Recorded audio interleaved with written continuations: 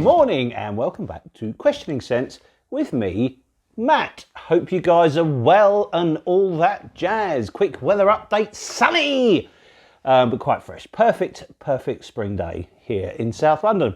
So I've done the school run and I'm about to rush off to work, so I thought I would do a quick video that's been very long overdue. I mentioned it recently when I did a video on Montale's patchouli leaves, and here it is. This is what we're going to be talking about today.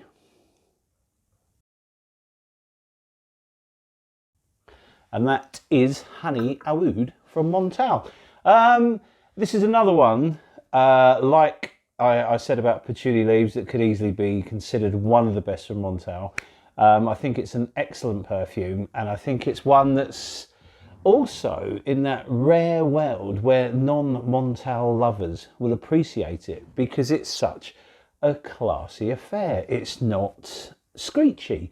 It's not screaming, look at me. It's not screaming, I smell of synthetic oud, or any of those things. This is quite a sophisticated and very enjoyable fragrance. It came out in 2015, and obviously the nose behind it will be Pierre Montale.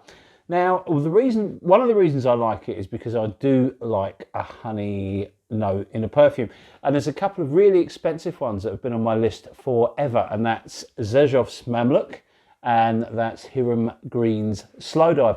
These to me are probably the best honey dominant fragrances that I've tried, or honey-centric fragrances that I've tried that are on the market today. But having this in my collection now, this unassuming bottle or can, it's kind of sort of slaked, is that the right word, my appetite for a honey fragrance. I don't really see the urge or the need now for me to run out and buy either of those, because I have this and it's very good. Am I saying is it better than the Mamluk or Slow Dive?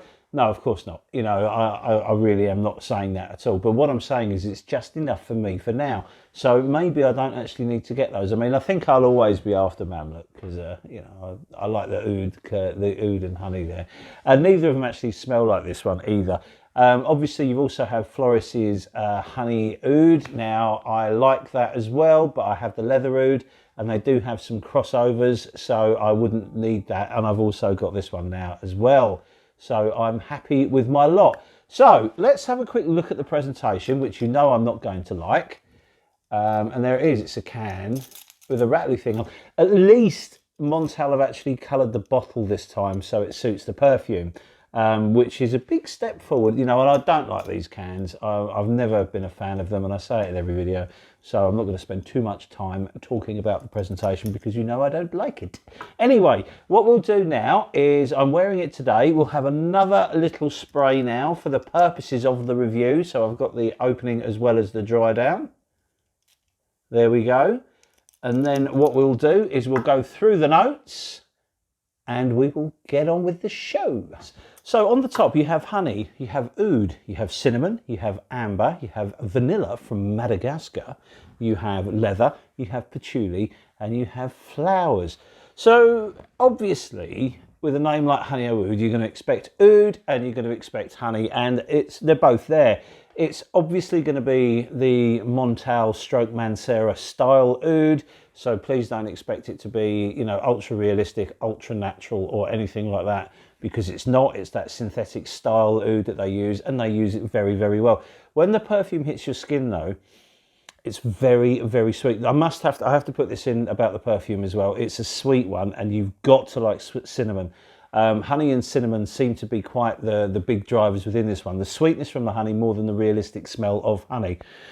The oud, or Aoud as it's often called by this company, they're the things that you get straight away, but you also get a real leathery undertone, which I wasn't quite expecting. And this is kind of where it is.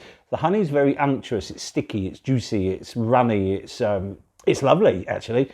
And this sort of synthetic Aoud note or oud note kind of just helps temper the sweetness, and then you have a ton of cinnamon coming through. So if, like me, you like cinnamon, you're going to absolutely love this. If you don't like cinnamon in fragrances, this is not going to be for you.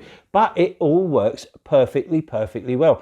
And it comes across as very sophisticated. Now, there's a lot of talk of you know, this being a beast and stuff like that. And I disagree completely with that. I think this is a strong perfume that's long lasting. I don't think it's a beast mode at all. It projects, it has sillage, but it doesn't fill rooms. It's certainly not on my skin anyway. There's a lot louder perfumes from the house. It's very long lasting and it smells wonderful through its entire linear life. As I say, you know, we'll get back to the notes.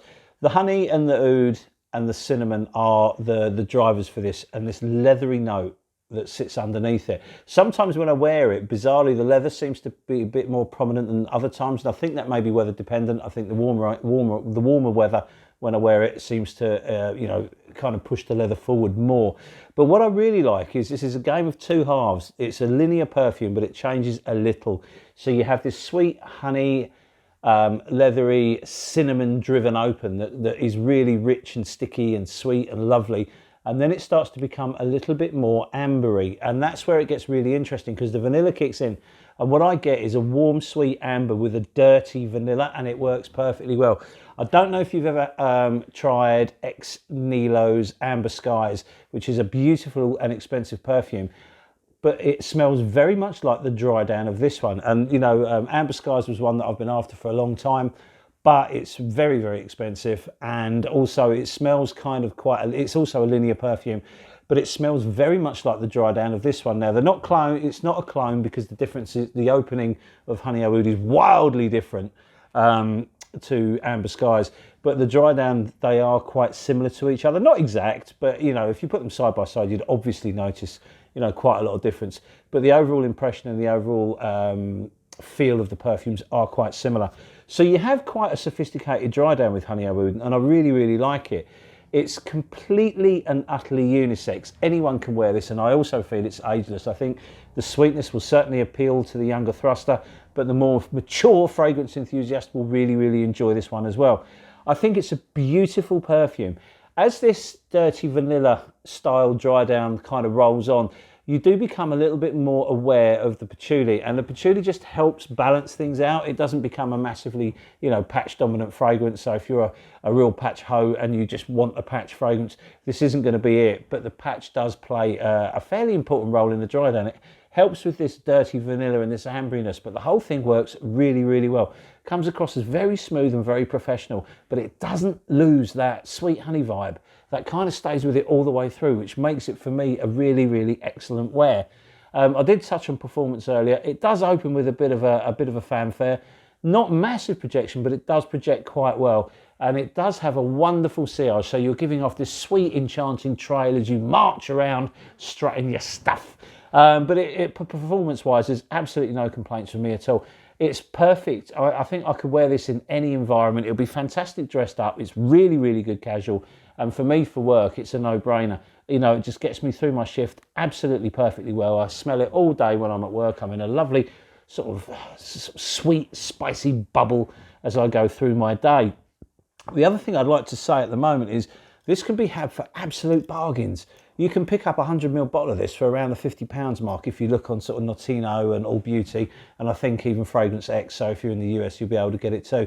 For that kind of money, for 100ml for around the £50 mark, it's an utter no-brainer. I strongly recommend that you have a look at it. It is blind buy safe because it's not a shocking one. There's nothing too mad about it. Obviously, it's not the most natural smelling of perfumes because it's from Montale, but don't let you know, it doesn't screech, you know, it's not a synthetic screech here at all. It's a really nice fragrance. It's one that I think I'm going to be wearing an awful lot. I mean, I have had it for quite a long time.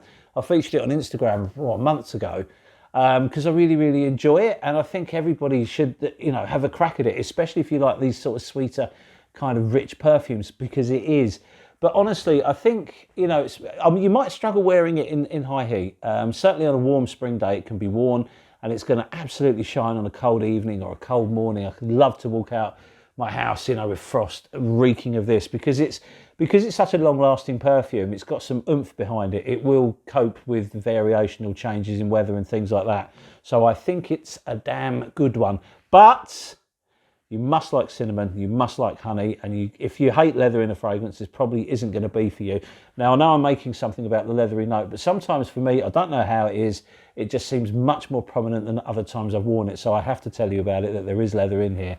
But it's a sweet leather, it's lovely, it's really, really nice. So in closing, a very, very good perfume from Montale, and one that I think, you know, will appeal to most people, provided they like sweet perfumes. So there you have it. An absolute winner from the House of Montale. I will forgive them the bottle, although I dislike this can. At least they've got the colour right this time. So there you have it. An absolute future classic from Montale. If this ever gets discontinued, people will be up in arms about it. So, and the other thing is, maybe it's going to be, I don't know, because when you see these perfumes start flooding through discounters, is there something going on? Is it going to be reformulated, or is it going to disappear? I'm not entirely sure, but one thing's for sure, I'm glad I've got my 100ml bottle of it. So there you go. I hope you've enjoyed the video. Thank you very much for your time as always, and we shall see you soon on the next video. So many thanks, cheers, and bye.